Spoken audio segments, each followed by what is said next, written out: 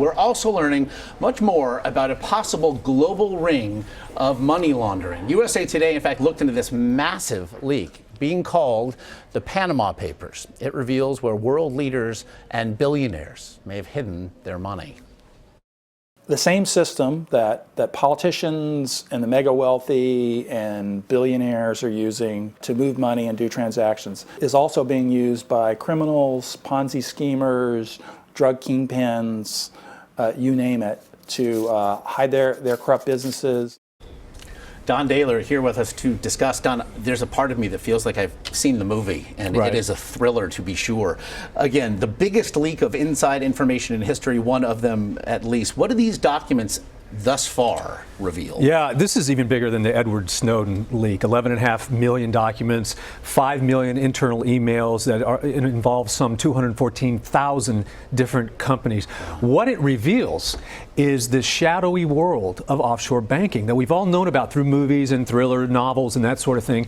But it's so secretive that we haven't really been able to see the inner workings of this. And these documents, which are just now being gone over by hundreds of journalists, are revealing how these shell companies are set up and what kind of individuals are involved in this type of behavior. For those who might not then understand the creation and the existence of shell companies, what exactly are we talking about here? Yeah, it is just exactly what it sounds like. It is a name, it's a stationery with some officers of the company listed on top, but in effect, what it is a post office box often, and a bank account. And this is what's being revealed here. These bank accounts where billions of dollars are being, in many cases, laundered, or at least hidden offshore to escape taxes in their wherever they originated, the country of origin. Now, you mentioned the names. Generally, the names we see listed on these shell companies have no bearing on the company one way or another. However, the names we're seeing attached to this thus far have a bearing the world over. Yeah.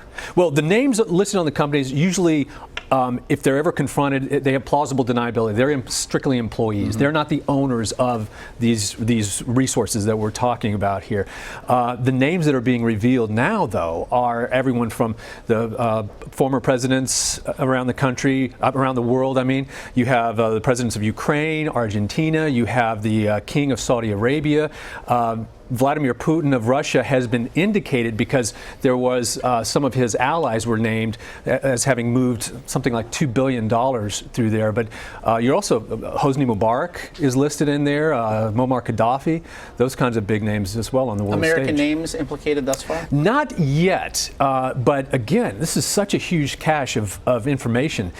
It would be surprising, I think, if some American names didn't eventually emerge. 11.5 million documents, you mentioned it. Hundreds of journalists, in fact, poring over it, and still we're in needle and haystack territory right now. What will be next?